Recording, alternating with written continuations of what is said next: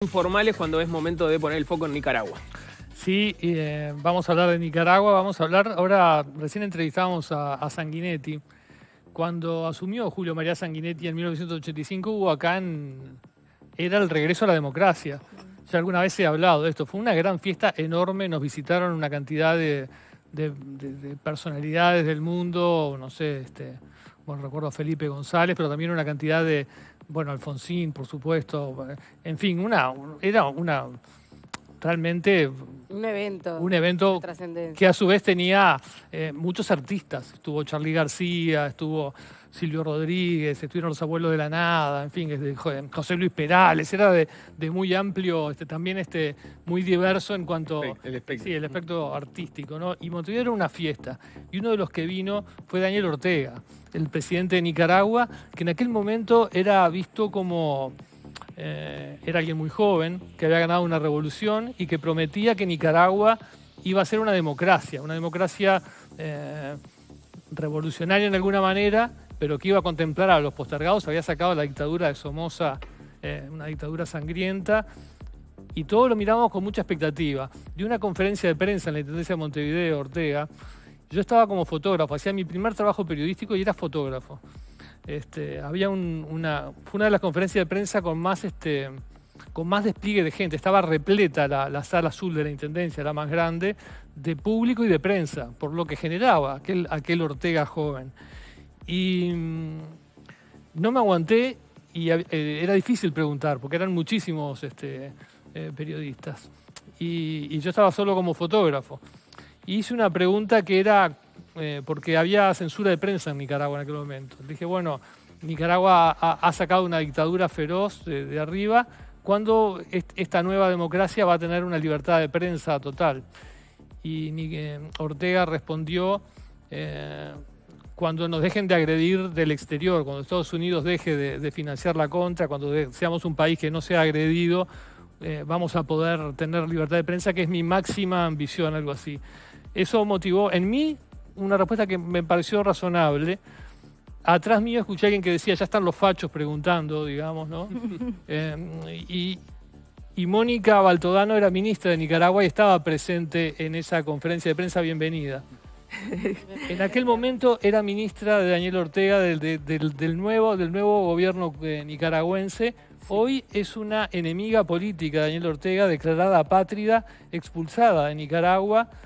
Entonces mi pregunta es, ¿qué pasó desde aquella primera visita de Mónica Baltodano a Montevideo en aquel glorioso 1985 para Uruguay y para Nicaragua, hasta hoy, a este 2023 más auspicioso para Uruguay que para Nicaragua?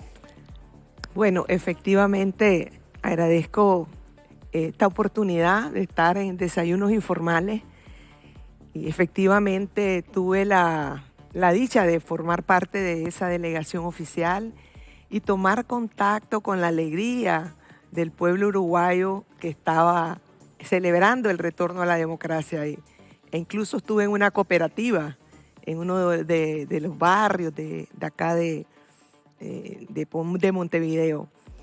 Y sí es cierto que en aquel entonces estaba la censura sobre la prensa, y había efectivamente una guerra muy cruel que finalmente terminó en unas elecciones, el retorno de Violeta Chamorro como presidenta de la República, entonces en 1990, y de 1990 hasta 2006, que se realizan las elecciones en las que Ortega vuelve al gobierno, sucedieron muchos eventos que explican la dictadura que hoy hay, porque fue un proceso en el cual Ortega fue cambiando.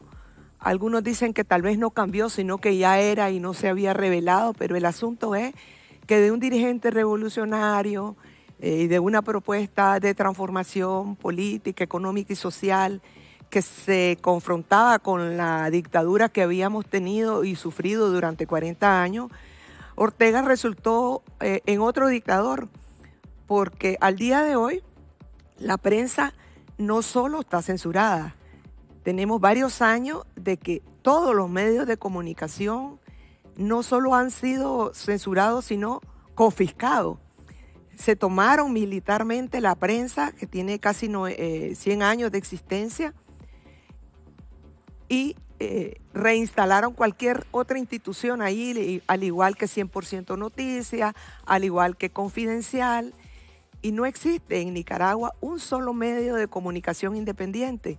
Es más, los canales principales de televisión son propiedad personal de los hijos del presidente Daniel Ortega. Los han comprado y mantienen un control absoluto, no solo de la prensa, de todos los medios de comunicación radiales, sino están prohibidas las manifestaciones, están prohibidas las reuniones, ahora incluso están prohibidas las procesiones religiosas. En Semana Santa no se pudieron realizar porque fueron prohibidas, porque la dictadura considera que toda congregación de ciudadanos puede dar lugar a alguna protesta, y las protestas significan levantar una bandera de Nicaragua, que se ha convertido en el símbolo de la oposición y de todo el movimiento que demanda el retorno a la democracia, elecciones libres y todos los derechos elementales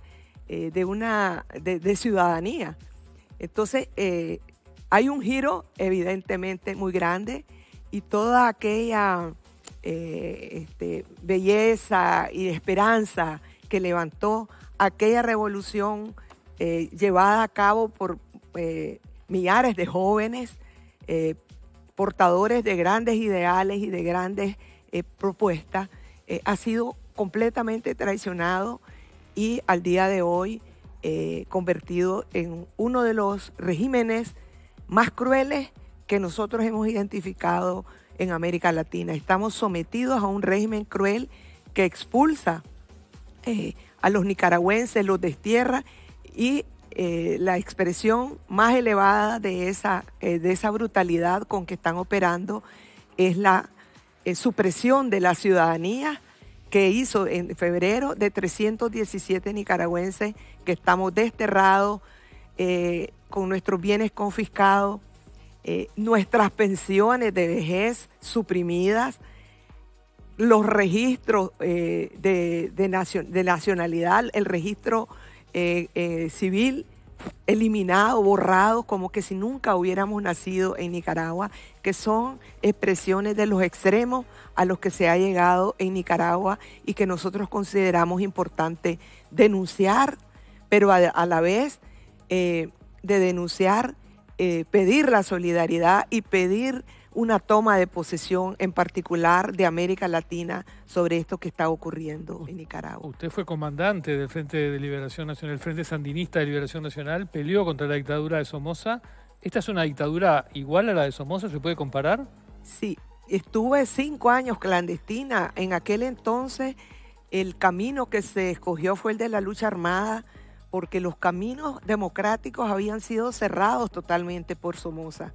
Las elecciones eran una farsa que se realizaba entre dos fuerzas que se repartían de previo el poder. Ya había lo que se llamaba las minorías congeladas. El que gana 60%, el que pierde 40%. No había posibilidad de una tercera fuerza o de fuerzas alternativas. Y por eso escogimos el camino de la lucha armada. Muchos jóvenes veníamos de los movimientos cristianos inspirados en la teología de la liberación, del movimiento estudiantil de secundaria, y escogimos ese camino porque no quedaba de otra.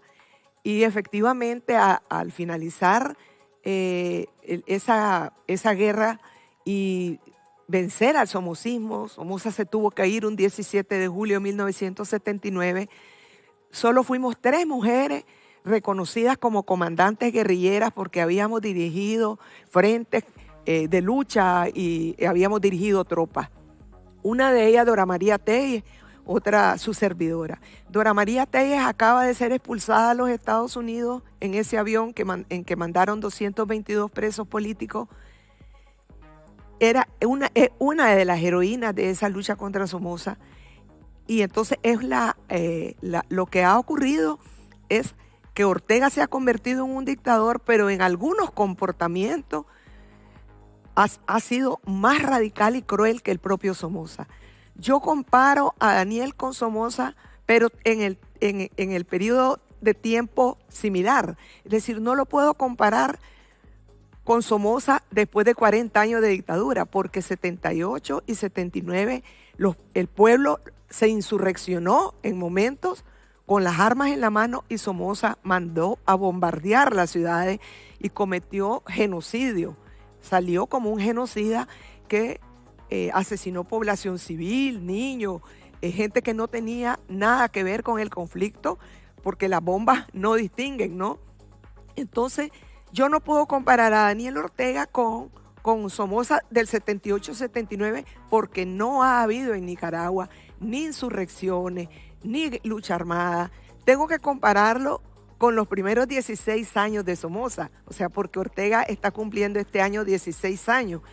Y ante ambos dictadores hay diferencia, porque ahora Ortega no permite organización estudiantil en las universidades, autonomía universitaria, no permite celebraciones religiosas y en aquel tiempo somos así. Entonces hay que compararlo en su contexto concreto y creo que en ese sentido ha resultado más duro, más cruel que el propio Somoza. ¿Cómo han recibido, tú decías recién que están pidiendo el apoyo y la solidaridad de Latinoamérica? Ya sabemos que Evo Morales respaldó a Ortega, no así Gabriel Boric, el presidente chileno que lo cuestionó su dictadura. ¿Qué pasa con Brasil? Tú estuviste hace unos días por allí. Sí, en general hemos avanzado en los últimos meses en que parte importante de las izquierdas se han pronunciado claramente rechazando los actos de Ortega, sus violaciones de derechos humanos. Y el primero y más contundente fue Boric, pero también Petro. Incluso la declaración del gobierno de Petro fue muy fuerte porque incluso señaló que estas desnacionalizaciones son crímenes también de lesa humanidad, porque la apatridia por razones políticas es realmente monstruosa, ¿verdad? Hemos avanzado también en que el partido del gobierno de Lula y el gobierno de Lula en el Consejo de Derechos Humanos que se celebró en Ginebra en abril tuvo una posición activa, condenó las desnacionalizaciones e incluso ofreció nacionalidad a los nicaragüenses expatriados. Y gestionó en el seno de ese Consejo de Derechos Humanos la renovación de 2 años más del mandato del grupo de expertos que estableció y ratificó todo el informe de la CIDH de que en Nicaragua se habían cometido crímenes de lesa humanidad, ejecuciones extrajudiciales, detenciones arbitrarias, violaciones a prisioneros y prisioneras en el 2018. Todos esos datos fueron corroborados por este grupo, pero además estableció responsabilidad directa en esos hechos por parte de Daniel Ortega y Rosario Murillo. Y pedían 2 años más de trabajo. Brasil apoyó esa gestión, aunque ellos no son formalmente parte del Consejo de Derechos Humanos, apoyó eso y para nosotros eso es un avance. Lo que nosotros encontramos en Brasil es que todavía hay sectores, tanto en el PT como en otras fuerzas políticas de izquierda, hay sectores que siguen pensando que Ortega es aquel revolucionario y que lo que ocurre en Nicaragua es la continuidad de la revolución. Creen que sus acciones son de izquierda. Entonces, nosotros le decimos, realmente Ortega, todas sus políticas no son nada de izquierda, ¿verdad? Y ni siquiera es el antiimperialista que ustedes dicen tiene las mejores relaciones comerciales con los Estados Unidos. La mayor parte de las exportaciones de Nicaragua van a Estados Unidos. Pero él, desde que llegó al poder, se apropió de un discurso o de una retórica izquierdista, antiimperialista, con el propósito de inscribirse oportunistamente dentro del ALBA, necesitaba el petróleo de Chávez. Para mí es un oportunista y un mentiroso. Acá en Uruguay también hay una parte de la izquierda que le sigue creyendo. Entonces yo lo que les digo es, bueno, supongamos que crean que es de izquierda, pero yo creo que en el siglo XXI, después de que tanto ha bregado la humanidad por hacer de los derechos humanos una bandera. Los derechos humanos no son dádivas de los poderes, son conquistas de la humanidad. Los derechos de las mujeres son conquistas de las luchas de las mujeres, de los trabajadores. Entonces, esos derechos humanos deben estar por encima de diferencias políticas, ideológicas. Nadie debe respaldar a un gobierno de izquierda porque es de izquierda, aunque viole los derechos humanos. Yo creo que eso es una lectura que debe de ser superada. Mónica, ¿has tenido algún tipo de interacción con la izquierda uruguaya aquí en Uruguay? Sí, nosotros estamos invitados aquí por sectores del Frente Amplio que nos ayudaron a construir una agenda, ¿no? El Frente Amplio, frente a estas últimas violaciones de derechos humanos y las desnacionalizaciones, emitió un comunicado de condena, y eso lo consideramos como muy positivo, y seguimos haciendo nuestras exposiciones a todos los sectores. Vamos a hablar con todos los partidos acá. Hemos sido recibidos por la vicepresidenta. El día de ayer también le expusimos la situación. Hoy vamos a hablar con el presidente del Parlamento. Es decir, hemos insistido en que nuestra denuncia tiene que ser dirigida a todos los sectores y no solo a los sectores políticos. Hemos intentado también con los sindicatos, con las organizaciones feministas, que ya tuvimos una reunión. También en Brasil, por ejemplo, priorizamos los sacerdotes, los obispos de la teología de la liberación, que tuvieron mucha relación y mucha sensibilidad con la Nicaragua de los años 80, porque creemos que todos deben de recibir información cierta de lo que está pasando en Nicaragua, porque creemos que el problema de Nicaragua no es de Nicaragua, es de las democracias en el mundo, tiene un impacto muy importante en Centroamérica y creemos que debe convertirse en un foco de atención del sur. Nosotros creemos que el protagonismo de los Estados Unidos, de Europa, sobre la situación de Nicaragua ha sido muy bien recibido por la población nicaragüense, porque sienten que hay sensibilidad frente a sus dramas, pero hemos sentido que el sur debe de jugar un mayor rol y por supuesto Latinoamérica, con quien nos unen lazos históricos, nos une la lengua, nos une luchas comunes que hemos realizado en el pasado, y por lo tanto creo que es hora de un mayor protagonismo del sur, y eso es lo que hemos andado planteando con todas las personas y organizaciones con las que nos hemos hablado. ¿Cuál es tu situación en este momento como apátrida, justamente? Has comentado en las entrevistas que has dado en estos días, no solo tú estás en esta situación, también tu pareja, tu hija, si no me equivoco, sin pensiones y hasta tratando de desaparecer los documentos que daban cuenta de su nacimiento. Era como borrarlos de todo registro en Nicaragua. Sí. Efectivamente, el caso de nuestra familia ilustra un poco el nivel de la exacerbación, ¿no? y el odio, porque miran a todo el que piensa diferente, el gobierno de Ortega lo mira como enemigo.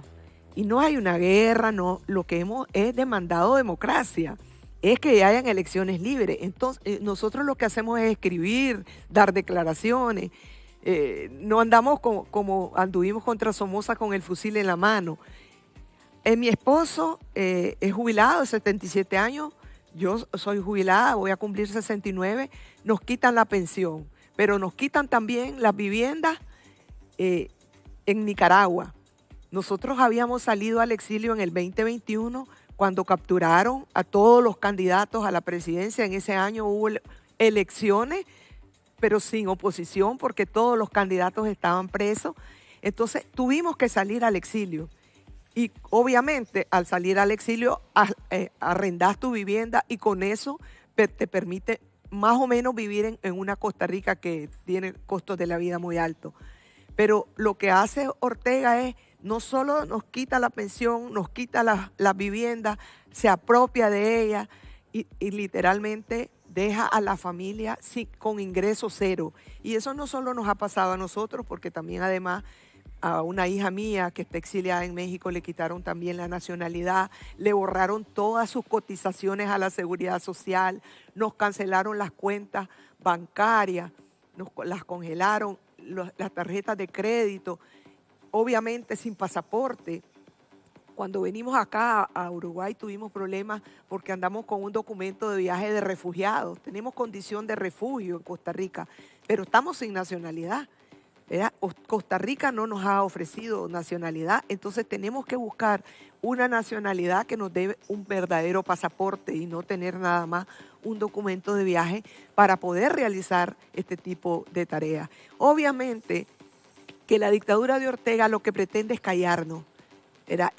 Pretende pulverizar la oposición, pero habemos muchos que hemos tomado la decisión de que independientemente de las represiones que suframos, tenemos que seguir haciendo la misma lucha en la que nos involucramos cuando estábamos casi adolescentes. ¿Es comparable lo que pasa en Nicaragua con lo que pasa en Venezuela? Yo creo que hay diferencias que son muy importantes. Yo creo que, y yo insisto, de que el caso de Nicaragua es el de extrema crueldad.